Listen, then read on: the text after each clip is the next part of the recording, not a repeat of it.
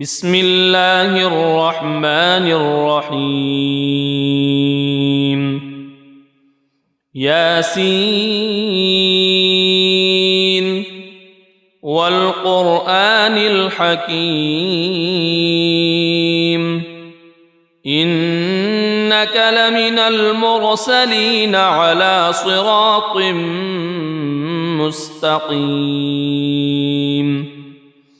تنزيل العزيز الرحيم لتنذر قوما ما أنذر آباؤهم فهم غافلون لقد حق القول على أكثرهم فهم لا يؤمنون إنا جعلنا في أعناقهم أغلالا فهي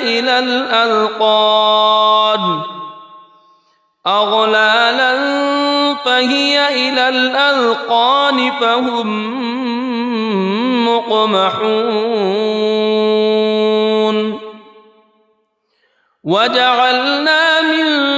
بين أيديهم سدا ومن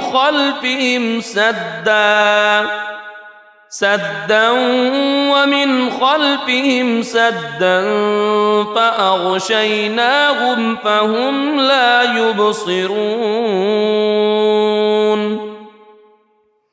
وسواء عليهم أأنذرتهم أم لم تنذرهم لا يؤمنون إنما تنذر من اتبع الذكر وخشي الرحمن بالغيب فبشره بمغفرة وأجر كريم إنا نحن نحيي الموتى ونكتب ما قدموا وآثارهم وكل شيء أحصيناه في إمام مبين واضرب لهم مثلا أصحاب القرية إذ جاءها المرسلون إذ أرسلنا إليهم اثنين فكذبوهما فعززنا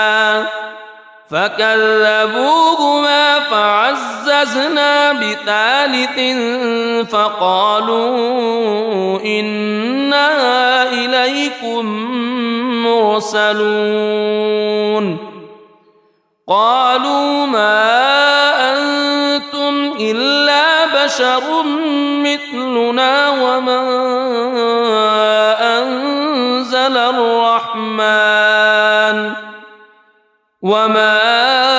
أنزل الرحمن من شيء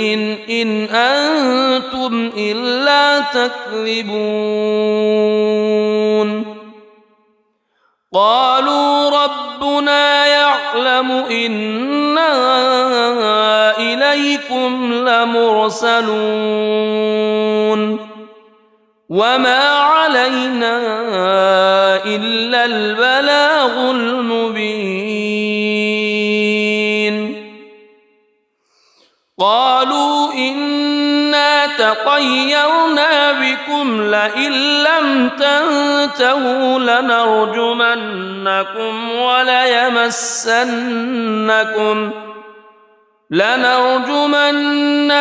وليمسنكم منا عذاب أليم قالوا طائركم معكم أئن ذكرتم بل أنتم قوم مسرفون وجاء من أقصى المدينة رجل يسعى قال يا قوم اتبعوا المرسلين اتبعوا من لا يسألكم أجرا وهم مهتدون وما لي لا أعبد الذي فطرني وإليه ترجعون أأتخذ من دونه آلهة إن يردني الرحمن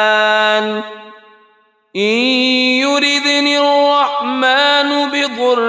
لا تغن عني شفاعتهم شيئا ولا ينقذون إني إذا لفي ضلال مبين إني آمنت بربكم فاسمعون قيل ادخل الجنة قال يا ليت قومي يعلمون بما غفر لي ربي وجعلني من المكرمين وما أنزلنا على قومه من بعده من جند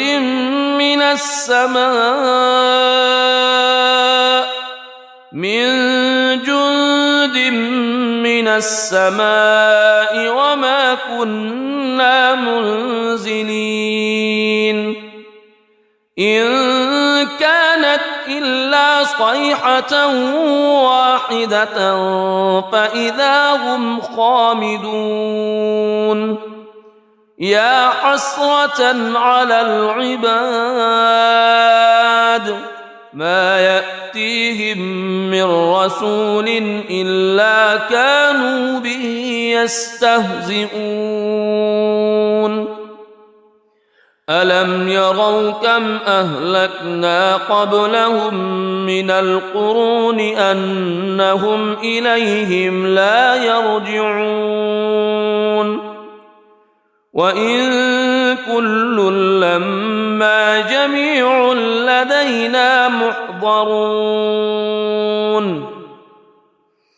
وآية لهم الأرض الميتة أحييناها وأخرجنا منها حبا فمنه يأكلون وجعلنا فيها جنات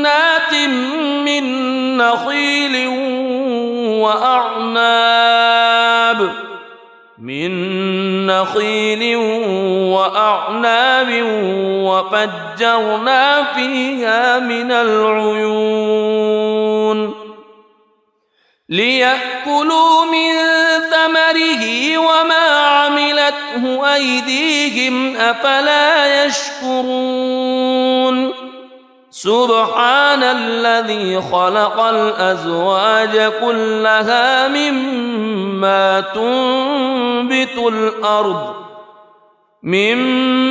تنبت الأرض ومن أنفسهم ومما لا يعلمون وآية لهم الليل نسلخ منه النهار فإذا هم مظلمون والشمس تجري لمستقر لها ذلك تقدير العزيز العليم والقمر قدرناه منازل حتى عاد كالعرجون القديم لا الشمس ينبغي لها أن تدرك القمر ولا الليل سابق النهار وكل في فلك يسبحون وآية لهم أنا حملنا ذريتهم في الفلك المشحون وخلقنا لهم من مثله ما يركبون وإن نشأ نغرقهم فلا صريخ لهم ولا هم ينقذون إلا رحمة منا ومتاعا إلى حين وإذا قيل لهم اتقوا ما بين أيديكم وما خلفكم لعلكم ترحمون وما تأتيهم من آية من آيات ربهم إلا كانوا عنها معرضين وإذا قيل لهم أنفقوا مما رزقكم الله قال الذين كفروا للذين آمنوا أنطعم من لو يشاء الله أطعمه إن أنتم إلا في ضلال مبين ويقولون متى هذا الوعد إن كنتم صادقين ما ينظرون إلا صيحة واحدة تأخذهم وهم يخصمون فلا يستطيعون توصية ولا إلى أهلهم يرجعون ونفخ في الصور فإذا هم من الأجداث إلى ربهم ينسلون قالوا يا ويلنا من بعثنا من مرقدنا هذا ما وعد الرحمن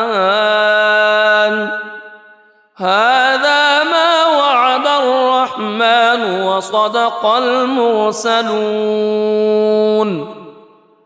إن كانت إلا صيحة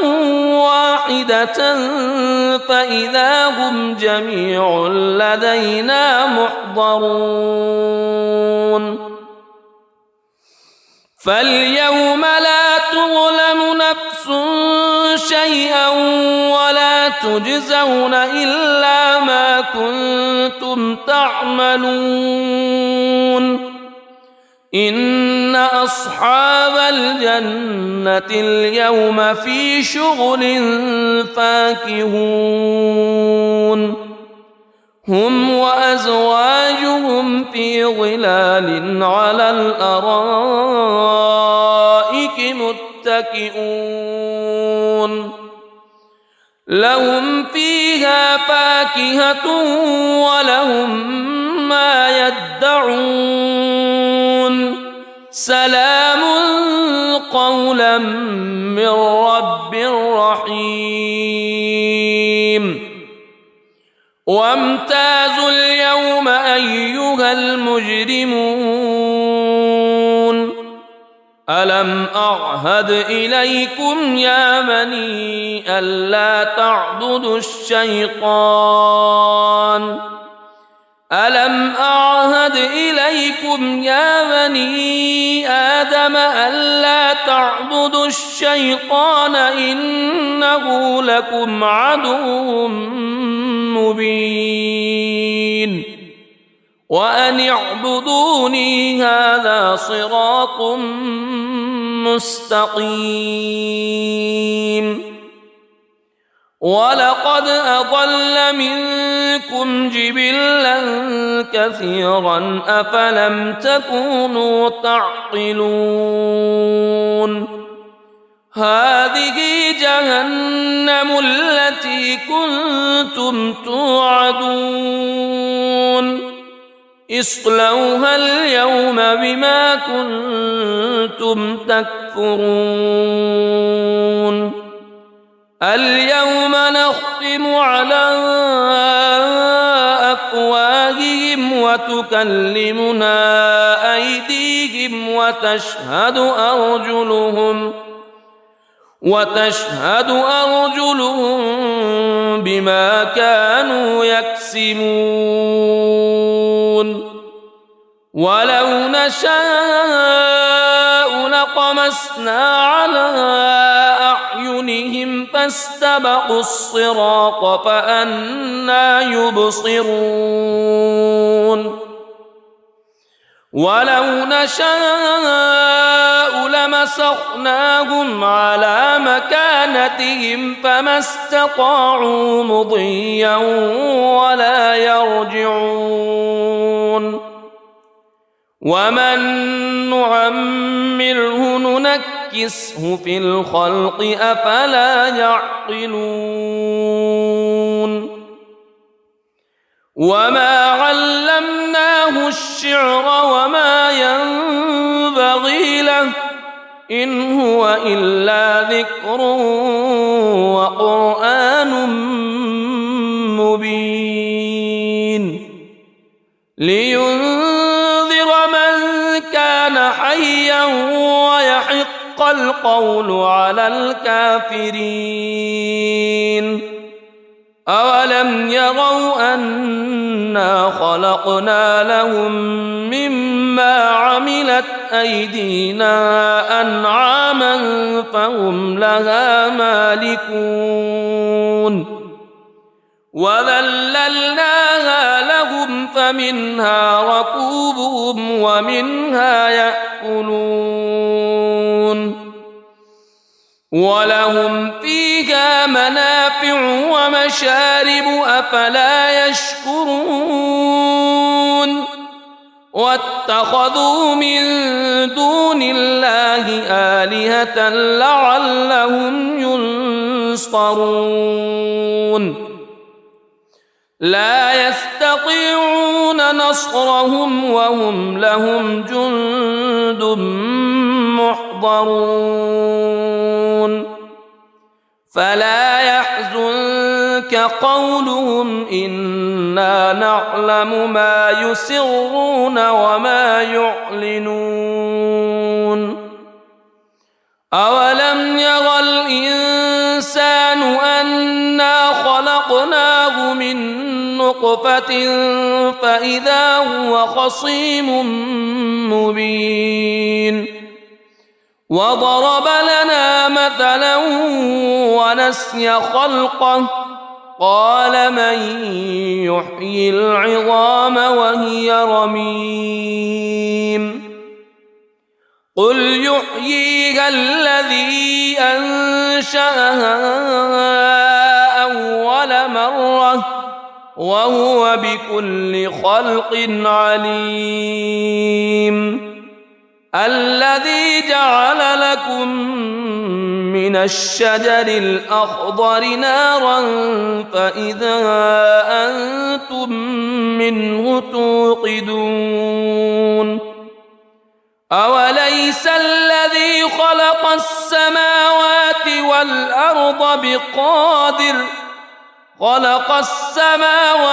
والأرض بقادر على أن يخلق مثلهم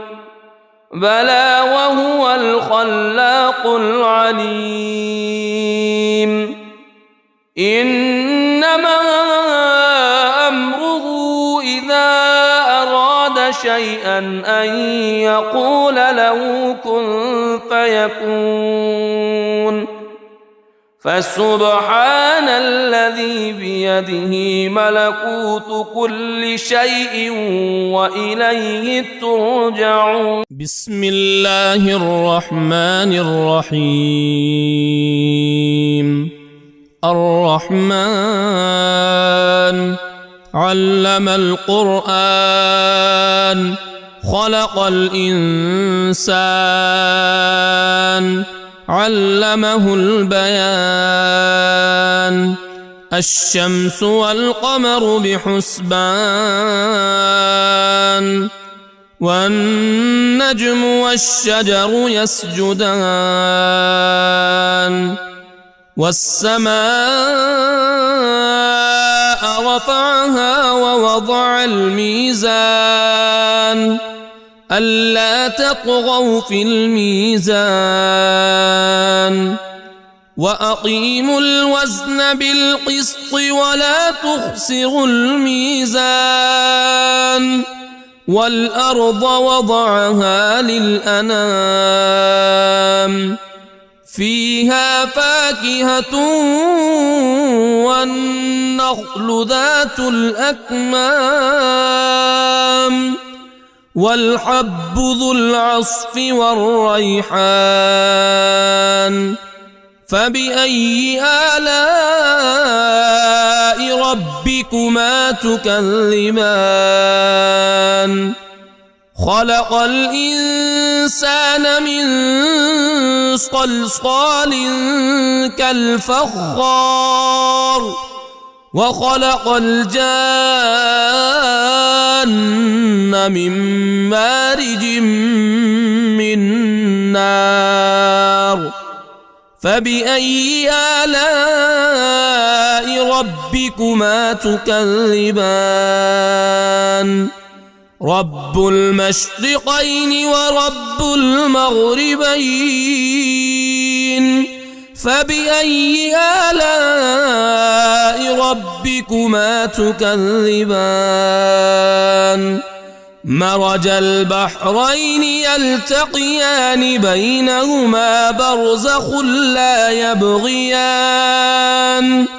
فبأي آلاء ربكما تكذبان يخرج منهما اللؤلؤ والمرجان فبأي آلاء ربكما تكذبان وله الجوار المنشآت في البحر كالأعلام فبأي آلاء ربكما تكذبان كل من عليها فان ويبقى وجه ربك ذو الجلال والإكرام فبأي آلاء ربكما تكذبان يسأله من في السماوات والأرض كل يوم هو في شأن فبأي آلاء ربكما تكذبان سنفرغ لكم أيها الثقلان فبأي آلاء ربكما تكذبان يا معشر الجن والإنس إن استطعتم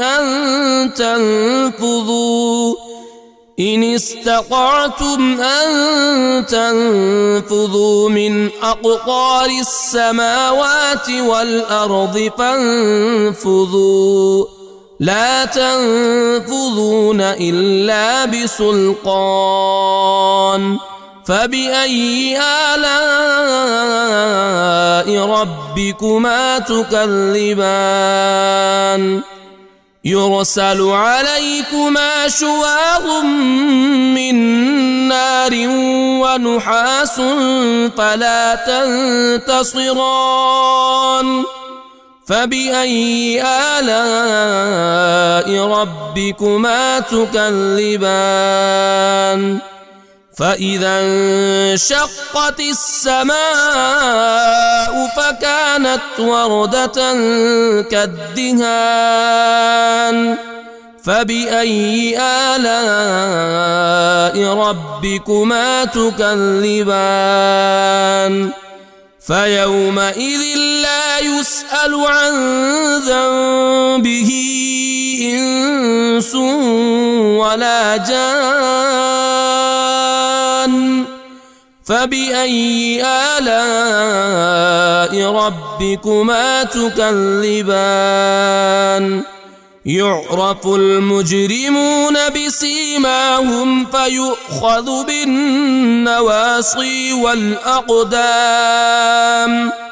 فبأي آلاء ربكما تكذبان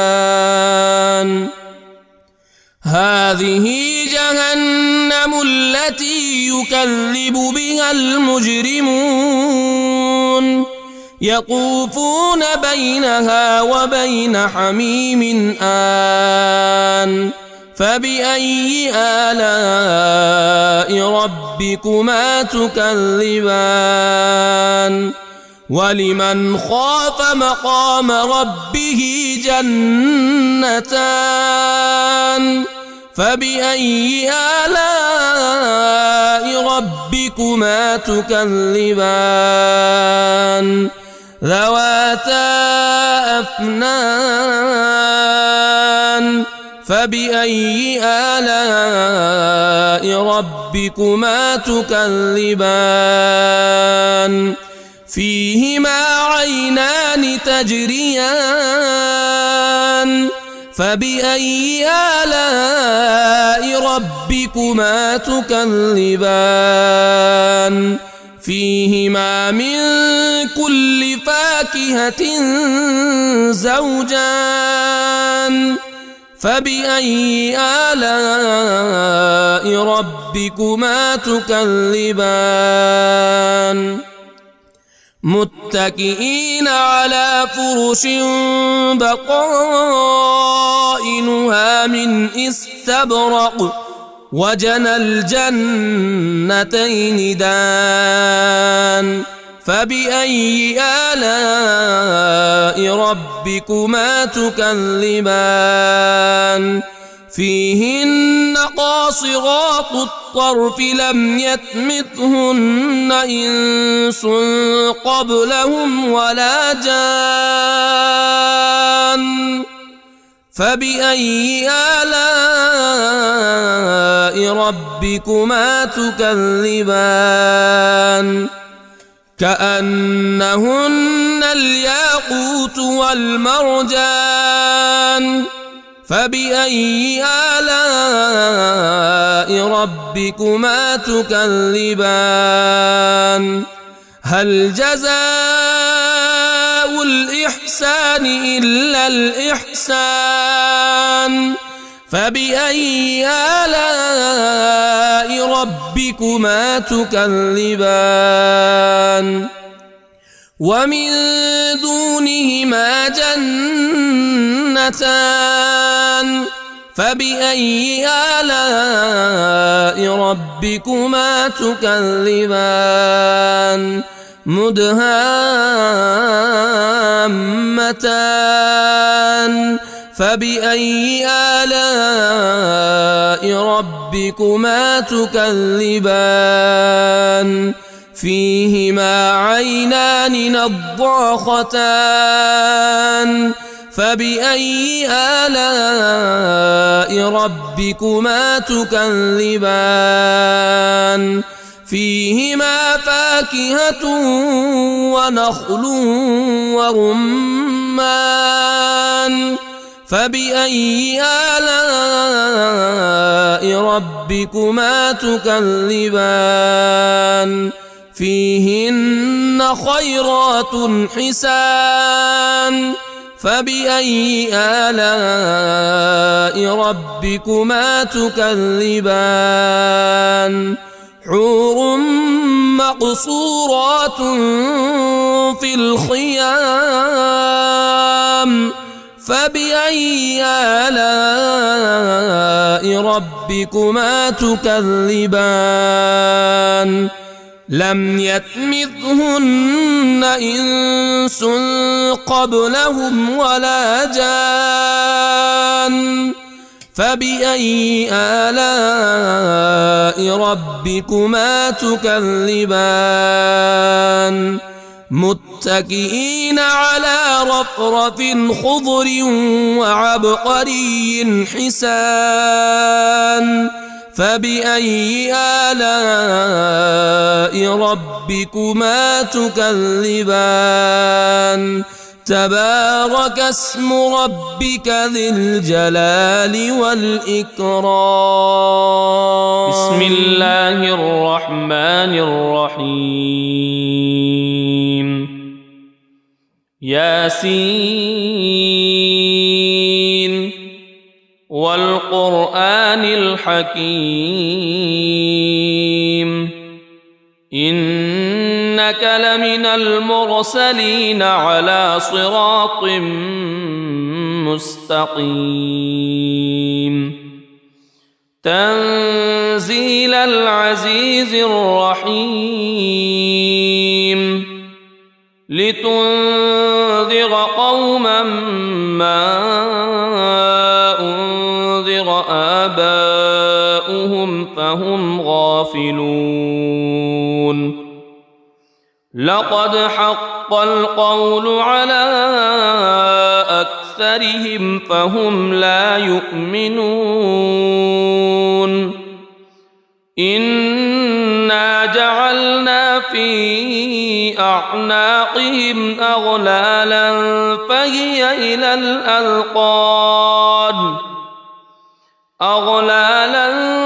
فهي إلى الأذقان فهم مقمحون وجعلنا من بين أيديهم سدا ومن خلفهم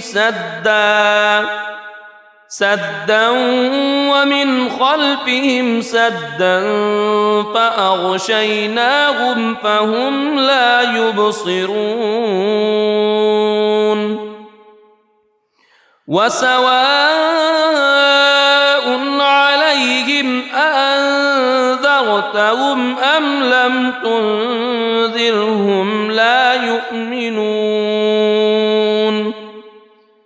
إنما تنذر من اتبع الذكر وخشي الرحمن بالغيب فبشره بمغفرة وأجر كريم إنا نحن نحيي الموتى ونكتب ما قدموا وآثارهم وكل شيء أحصيناه في إمام مبين واضرب لهم مثلا أصحاب القرية إذ جاءها المرسلون إذ أرسلنا إليهم اثنين فكذبوهما فعززنا بثالث فقالوا إنا إليكم مرسلون قالوا ما أنتم إلا بشر مثلنا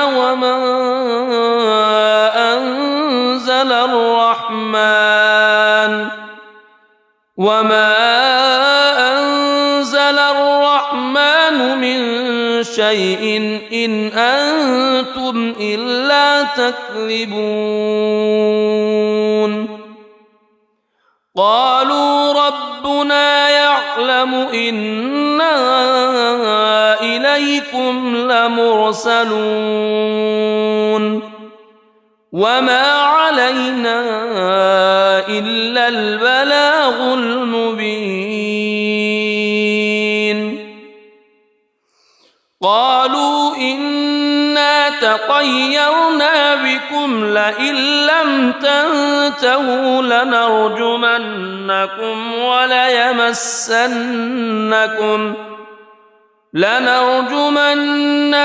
وليمسنكم منا عذاب أليم قالوا طائركم معكم أئن ذكرتم بل أنتم قوم مسرفون وجاء من أقصى المدينة رجل يسعى قال يا قوم اتبعوا المرسلين اتبعوا من لا يسألكم أجرا وهم مهتدون وما لي لا أعبد الذي فطرني وإليه ترجعون أأتخذ من دونه آلهة إن يردني الرحمن بضر لا تغن عني شفاعتهم شيئا ولا ينقذون إني إذا لفي ضلال مبين إني آمنت بربكم فاسمعون قيل ادخل الجنة قال يا ليت قومي يعلمون بما غفر لي ربي وجعلني من المكرمين وما أنزلنا على قومه من بعده من جند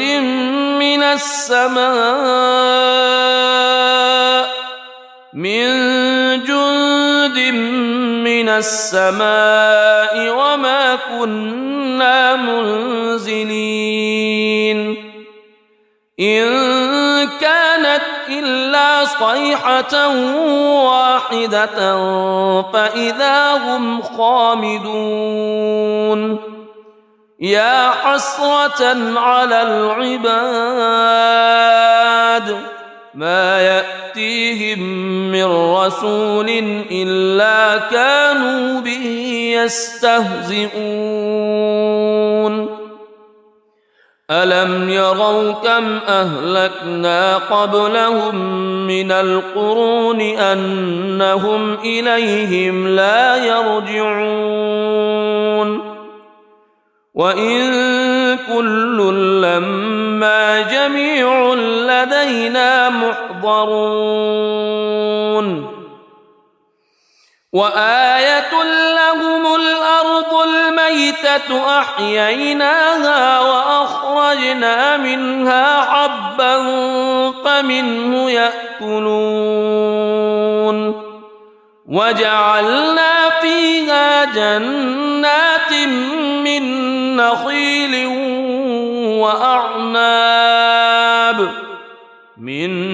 نخيل وأعناب وفجرنا فيها من العيون ليأكلوا من ثمره وما عملته أيديهم أفلا يشكرون سبحان الذي خلق الأزواج كلها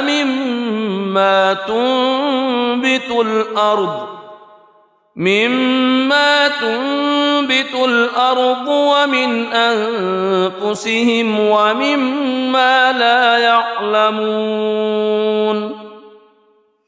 وآية لهم الليل نسلخ منه النهار فإذا هم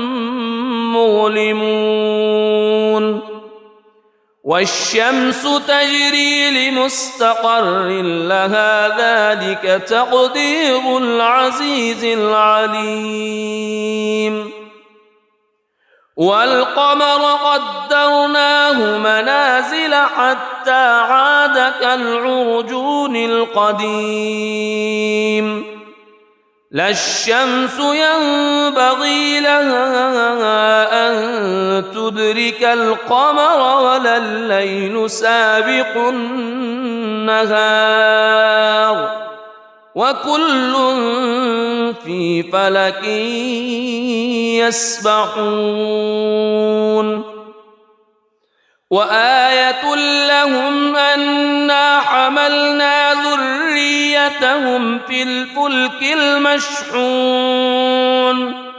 وخلقنا لهم من مثله ما يركبون وإن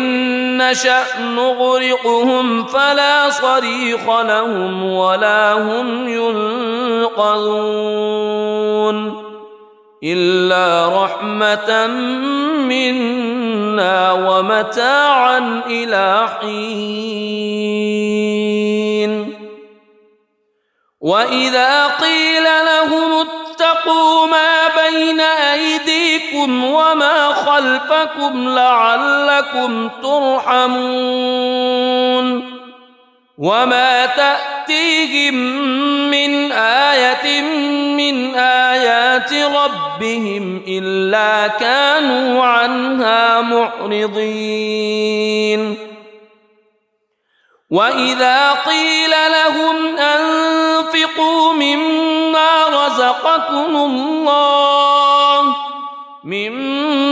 رزقكم الله قال الذين كفروا للذين آمنوا أنطعم من لو يشاء الله أطعمه إن أنتم إلا في ضلال مبين ويقولون متى هذا الوعد إن كنتم صادقين ما ينظرون إلا صيحة واحدة تأخذهم وهم يخصمون فلا يستطيعون توصية ولا إلى أهلهم يرجعون ونفخ في الصور فإذا هم من الأجداث إلى ربهم ينسلون قالوا يا ويلنا من بعثنا من مرقدنا هذا ما وعد الرحمن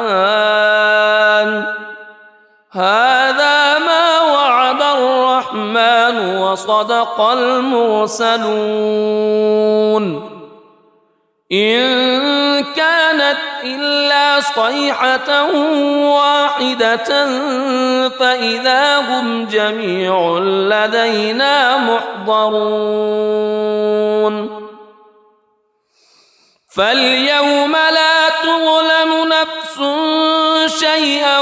ولا تجزون إلا ما كنتم تعملون إن أصحاب الجنة اليوم في شغل فاكهون هم وأزواجهم في ظلال على الأرائك متكئون لهم فيها فاكهة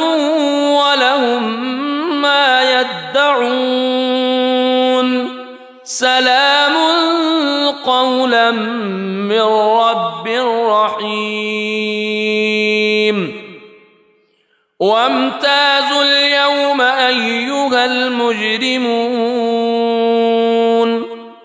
ألم أعهد إليكم يا بني ألا تعبدوا الشيطان ألم أعهد إليكم يا بني آدم ألا تعبدوا الشيطان إنه لكم عدو مبين وأن اعبدوني هذا صراط مستقيم ولقد أضل منكم جبلا كثيرا أفلم تكونوا تعقلون هذه جهنم التي كنتم توعدون اصلوها اليوم بما كنتم تكفرون اليوم نختم على أفواههم وتكلمنا أيديهم وتشهد أرجلهم بما كانوا يكسبون ولو نشاء لطمسنا على أعينهم فاستبقوا الصراط فأنى يبصرون ولو نشاء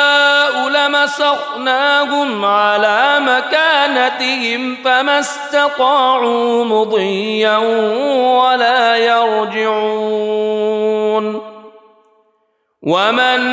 نعمره ننكسه في الخلق أفلا يعقلون وما علمناه الشعر وما ينبغي له إن هو إلا ذكر وقرآن مبين لينذر من كان حيا ويحق القول على الكافرين أولم يروا أنا خلقنا لهم مما عملت أيدينا أنعاما فهم لها مالكون وذللناها لهم فمنها ركوبهم ومنها يأكلون ولهم فيها منافع ومشارب أفلا يشكرون واتخذوا من دون الله آلهة لعلهم ينصرون لا يستطيعون نصرهم وهم لهم جند محضرون فلا يحزنك قولهم إنا نعلم ما يسرون وما يعلنون أولم ير الإنسان أنا خلقناه من نطفة فإذا هو خصيم مبين وضرب لنا مثلا ونسي خلقه قال من يحيي العظام وهي رميم قل يحييها الذي أنشأها أول مرة وهو بكل خلق عليم الذي جعل لكم من الشجر الأخضر نارا فإذا أنتم منه توقدون أوليس الذي خلق السماوات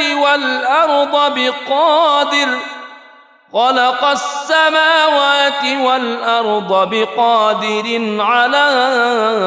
أن يخلق مثلهم بلى وهو الخلاق العليم إنما أمره إذا أراد شيئا أن يقول له كن فيكون فسبحان الذي بيده ملكوت كل شيء وإليه ترجعون. بسم الله الرحمن الرحيم. الرحمن علم القرآن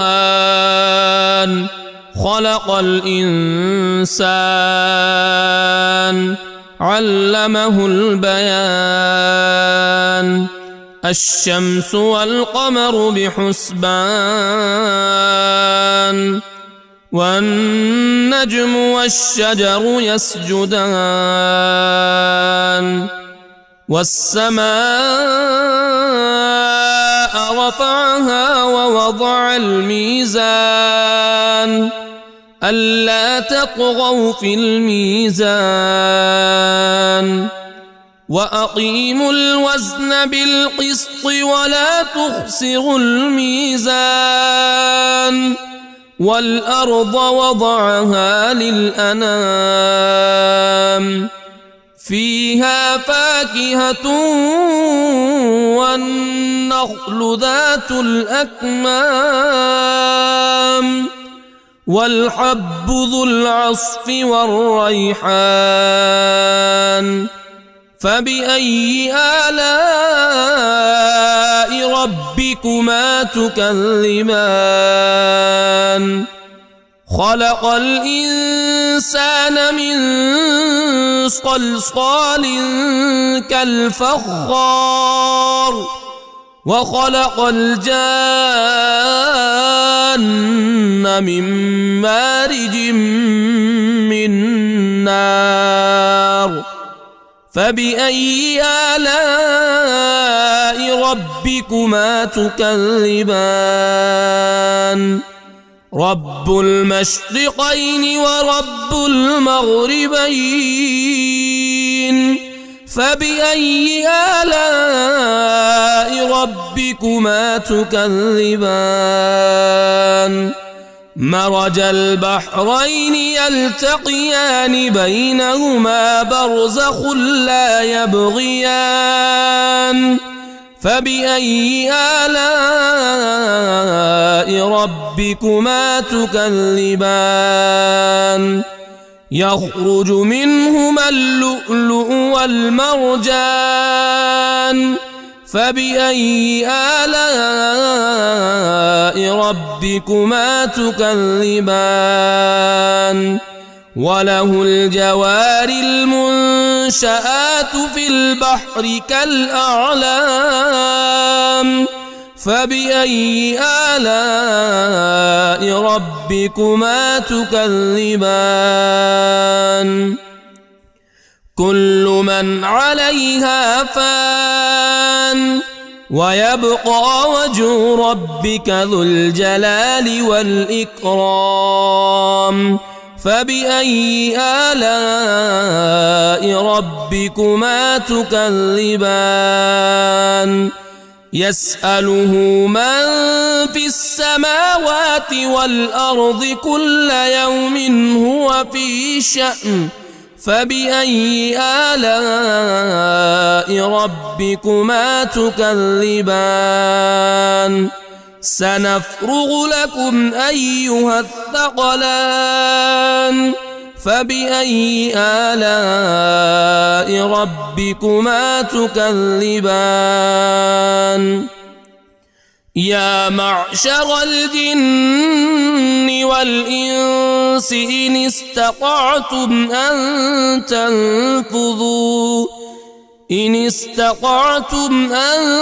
تنفذوا من أقطار السماوات والأرض فانفذوا لا تنفذون إلا بسلطان. فبأي آلاء ربكما تكذبان؟ يرسل عليكما شواظ من نار ونحاس فلا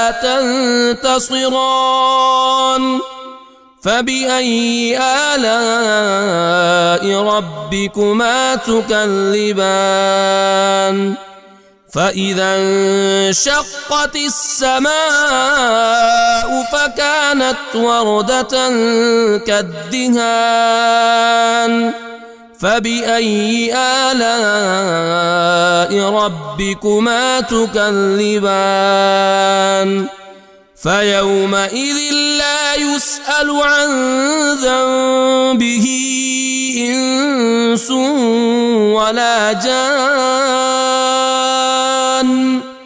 فبأي آلاء ربكما تكذبان يعرف المجرمون بسيماهم فيؤخذ بالنواصي والأقدام فبأي آلاء ربكما تكذبان هذه جهنم التي يكذب بها المجرمون يطوفون بينها وبين حميم آن فبأي آلاء ربكما تكذبان ولمن خاف مقام ربه جنتان فبأي آلاء ربكما تكذبان ذواتا أفنان فبأي آلاء ربكما تكذبان فيهما عينان تجريان فبأي آلاء ربكما تكذبان فيهما من كل فاكهة زوجان فبأي آلاء ربكما تكذبان متكئين على فرش بطائنها من استبرق وجنى الجنتين دان فبأي آلاء ربكما تكذبان فيهن قاصرات الطرف لم يطمثهن إنس قبلهم ولا جان فبأي آلاء ربكما تكذبان كأنهن الياقوت والمرجان فبأي آلاء ربكما تكذبان هل جزاء الإحسان إلا الإحسان فبأي آلاء ربكما تكذبان ومن دونهما جنتان فبأي آلاء ربكما تكذبان مدهامتان فبأي آلاء ربكما تكذبان فيهما عينان نضاختان فبأي آلاء ربكما تكذبان فيهما فاكهة ونخل ورمان فبأي آلاء ربكما تكذبان فيهن خيرات حسان فبأي آلاء ربكما تكذبان حور مقصورات في الخيام فبأي آلاء ربكما تكذبان لم يطمثهن إنس قبلهم ولا جان فبأي آلاء ربكما تكذبان متكئين على رفرف خضر وعبقري حسان فبأي آلاء ربكما تكذبان تبارك اسم ربك ذي الجلال والإكرام بسم الله الرحمن الرحيم ياسين والقرآن الحكيم إنك لمن المرسلين على صراط مستقيم تنزيل العزيز الرحيم لتنذر قوما ما أنذر آباؤهم فهم غافلون لقد حق القول على أكثرهم فهم لا يؤمنون إنا جعلنا في أعناقهم أغلالا فهي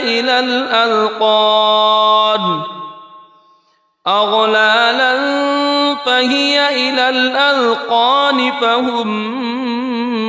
مقمحون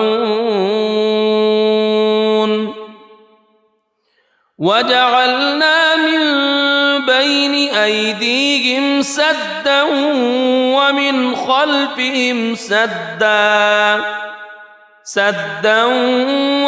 خلفهم سدا فأغشيناهم فهم لا يبصرون وسواء عليهم أأنذرتهم أم لم تنذرهم لا يؤمنون إنما تنذر من اتبع الذكر وخشي الرحمن بالغيب فبشره بمغفرة وأجر كريم إنا نحن نحيي الموتى ونكتب ما قدموا وآثارهم وكل شيء أحصيناه في إمام مبين واضرب لهم مثلا أصحاب القرية إذ جاءها المرسلون إذ أرسلنا إليهم اثنين فكذبوهما فعززنا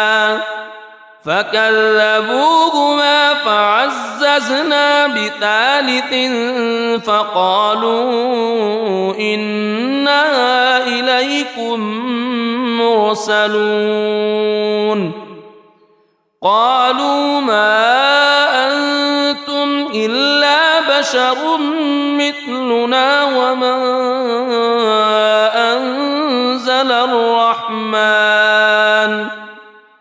وما أنزل الرحمن من شيء إن أنتم إلا تكذبون قالوا ربنا يعلم يعلم إنا إليكم لمرسلون وما علينا إلا البلاغ المبين قالوا إنا تطيرنا بكم لئن لم تنتهوا لنرجمنكم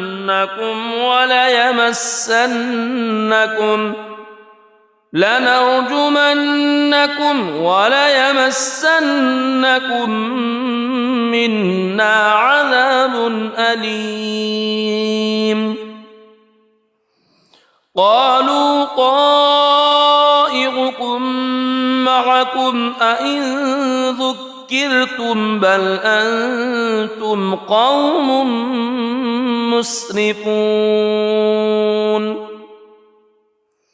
وجاء من أقصى المدينة رجل يسعى قال يا قوم اتبعوا اتبعوا من لا يسألكم أجرا وهم مهتدون وما لي لا أعبد الذي فطرني وإليه ترجعون أأتخذ من دونه آلهة إن يردني الرحمن بضر لا تغن عني شفاعتهم شيئا ولا ينقذون إني إذا لفي ضلال مبين إني آمنت بربكم فاسمعون قيل ادخل الجنة قال يا ليت قومي يعلمون بما غفر لي ربي وجعلني من المكرمين وما أنزلنا على قومه من بعده من جند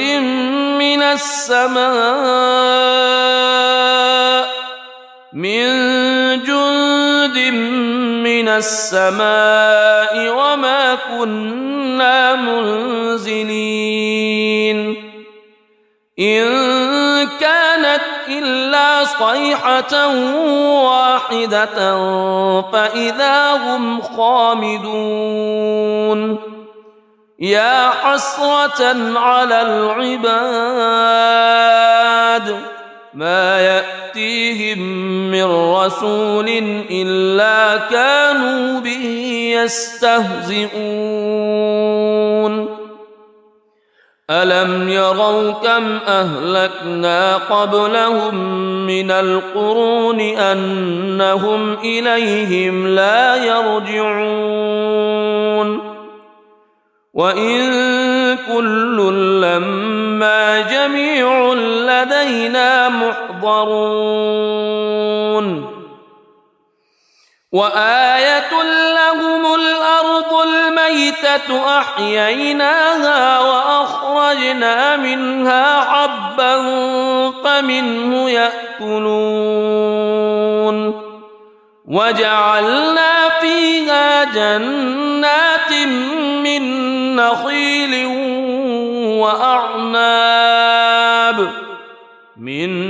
نخيل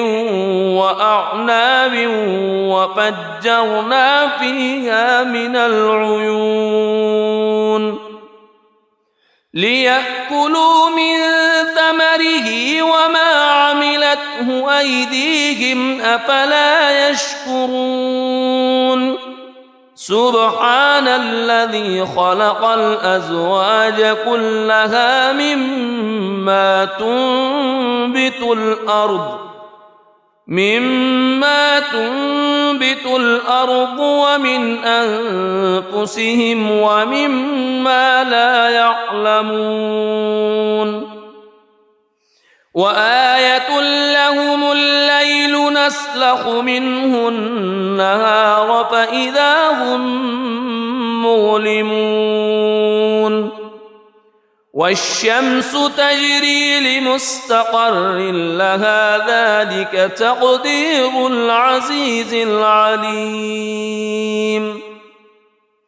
والقمر قدرناه منازل حتى عاد كالعرجون القديم لا الشمس ينبغي لها أن تدرك القمر ولا الليل سابق النهار وكل في فلك يسبحون وآية لهم أنا حملنا ذريتهم في الفلك المشحون وخلقنا لهم من مثله ما يركبون وإن نشأ نغرقهم فلا صريخ لهم ولا هم ينقذون إلا رحمة منا ومتاعا إلى حين وإذا قيل لهم اتقوا ما بين أيديكم وما خلفكم لعلكم ترحمون وما تأتيهم من آية من آيات ربهم إلا كانوا عنها معرضين وإذا قيل لهم أنفقوا مما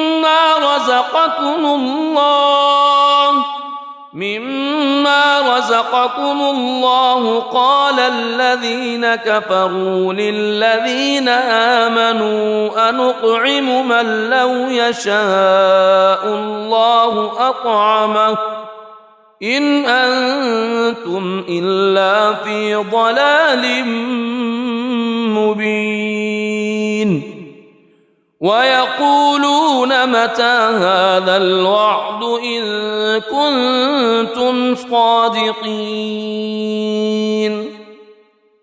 ما ينظرون إلا صيحة واحدة تأخذهم وهم يخصمون فلا يستطيعون توصية ولا إلى أهلهم يرجعون ونفخ في الصور فإذا هم من الأجداث إلى ربهم ينسلون قالوا يا ويلنا من بعثنا من مرقدنا هذا ما وعد الرحمن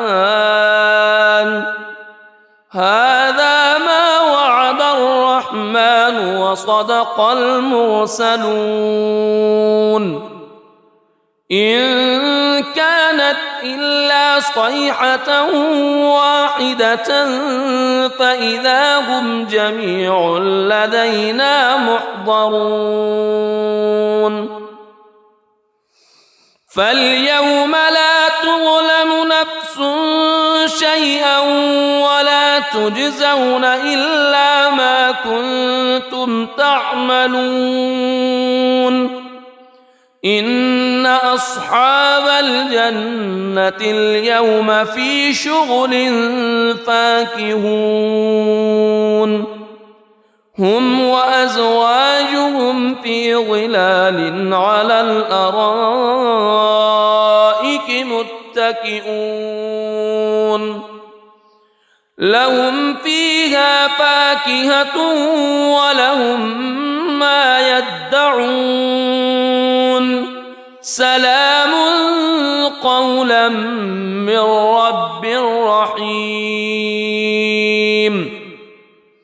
وامتازوا اليوم أيها المجرمون ألم أعهد إليكم يا بني ألا تعبدوا الشيطان ألم أعهد إليكم يا بني آدم ألا تعبدوا الشيطان إنه لكم عدو مبين وأن اعبدوني هذا صراط مستقيم ولقد أضل منكم جبلا كثيرا أفلم تكونوا تعقلون هذه جهنم التي كنتم توعدون اصلوها اليوم بما كنتم تكفرون اليوم نختم على أفواههم وتكلمنا أيديهم وتشهد أرجلهم بما كانوا يكسبون ولو نشاء لطمسنا على أعينهم فاستبقوا الصراط فأنى يبصرون ولو نشاء لمسخناهم على مكانتهم فما استطاعوا مضيا ولا يرجعون ومن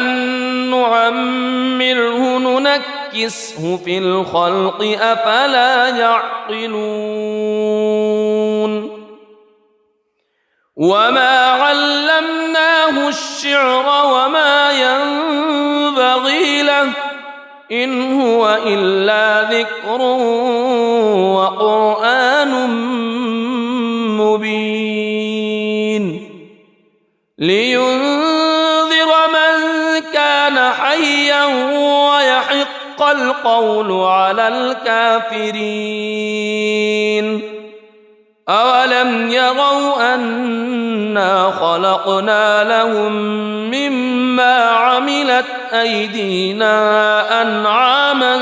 فهم لها مالكون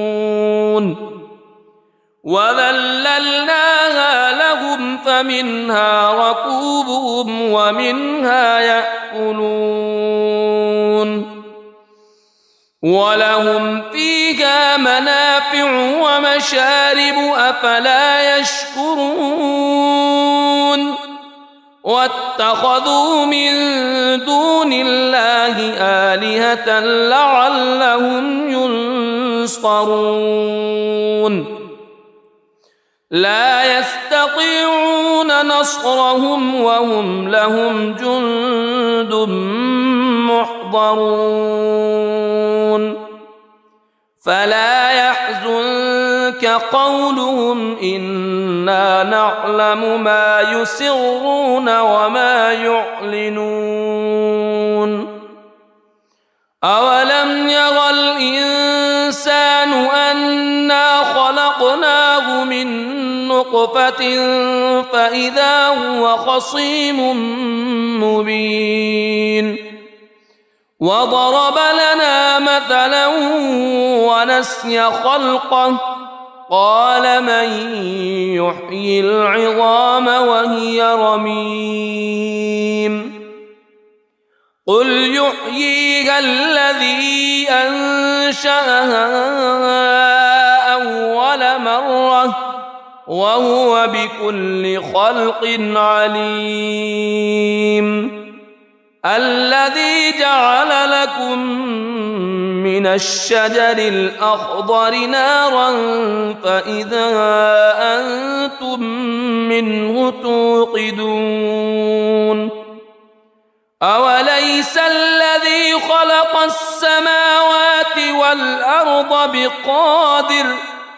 خلق السماوات والأرض بقادر على أن يخلق مثلهم بلى وهو الخلاق العليم إنما أمره إذا أراد شيئا أن يقول له كن فيكون فسبحان الذي بيده ملكوت كل شيء وإليه ترجعون. بسم الله الرحمن الرحيم. الرحمن علم القرآن خلق الإنسان علمه البيان الشمس والقمر بحسبان والنجم والشجر يسجدان والسماء رفعها ووضع الميزان ألا تطغوا في الميزان وأقيموا الوزن بالقسط ولا تخسروا الميزان والأرض وضعها للأنام فيها فاكهة والنخل ذات الأكمام والحب ذو العصف والريحان فبأي آلاء ربكما تكذبان خلق الإنسان من صلصال كالفخار وخلق الجان من مارج من نار فبأي آلاء ربكما تكذبان رب المشرقين ورب المغربين فبأي آلاء ربكما تكذبان مرج البحرين يلتقيان بينهما برزخ لا يبغيان فبأي آلاء ربكما تكذبان يخرج منهما اللؤلؤ والمرجان فبأي آلاء ربكما تكذبان وله الجوار المنشآت في البحر كالأعلام فبأي آلاء ربكما تكذبان كل من عليها فان ويبقى وجه ربك ذو الجلال والإكرام فبأي آلاء ربكما تكذبان يسأله من في السماوات والأرض كل يوم هو في شأن فبأي آلاء ربكما تكذبان سنفرغ لكم أيها الثقلان فبأي آلاء ربكما تكذبان يا معشر الجن والإنس إن استطعتم أن إن استطعتم أن تنفذوا من أقطار السماوات والأرض فانفذوا لا تنفذون إلا بسلطان فبأي آلاء ربكما تكذبان يرسل عليكما شواظ من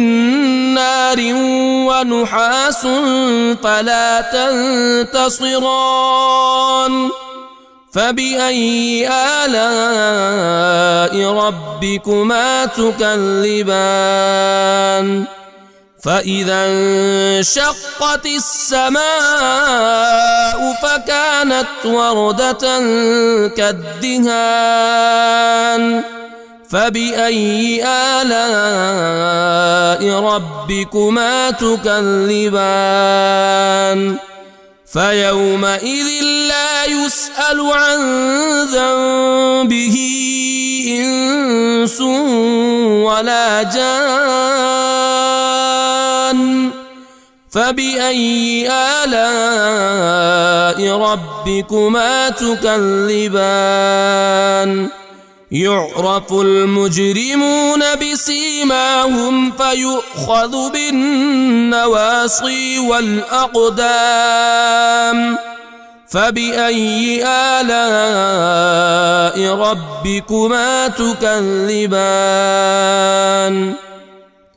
هذه جهنم التي يكذب بها المجرمون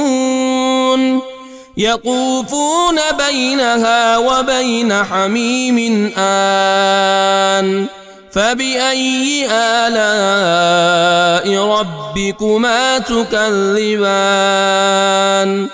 ولمن خاف مقام ربه جنتان فبأي آلاء ربكما تكذبان ذواتا أفنان فبأي آلاء ربكما تكذبان فيهما عينان تجريان فبأي آلاء ربكما تكذبان فيهما من كل فاكهة زوجان فبأي آلاء ربكما تكذبان متكئين على فرش بطائنها من استبرق وجنى الجنتين دان فبأي آلاء ربكما تكذبان فيهن قاصرات الطرف لم يطمثهن إنس قبلهم ولا جان فبأي آلاء ربكما تكذبان كأنهن الياقوت والمرجان فبأي آلاء ربكما تكذبان هل جزاء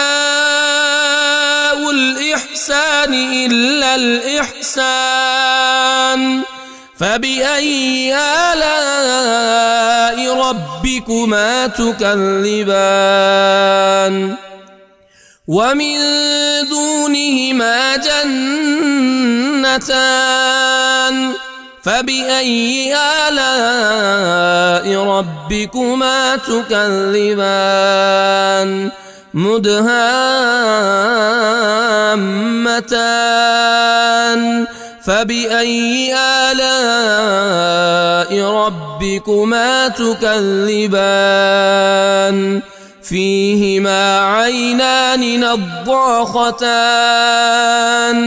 فبأي آلاء ربكما تكذبان فيهما فاكهة ونخل ورمان فبأي آلاء ربكما تكذبان فيهن خيرات حسان فبأي آلاء ربكما تكذبان حور مقصورات في الخيام فبأي آلاء ربكما تكذبان لم يطمثهن إنس قبلهم ولا جان فبأي آلاء ربكما تكذبان متكئين على رفرف خضر وعبقري حسان فبأي آلاء ربكما تكذبان تبارك اسم ربك ذي الجلال والإكرام.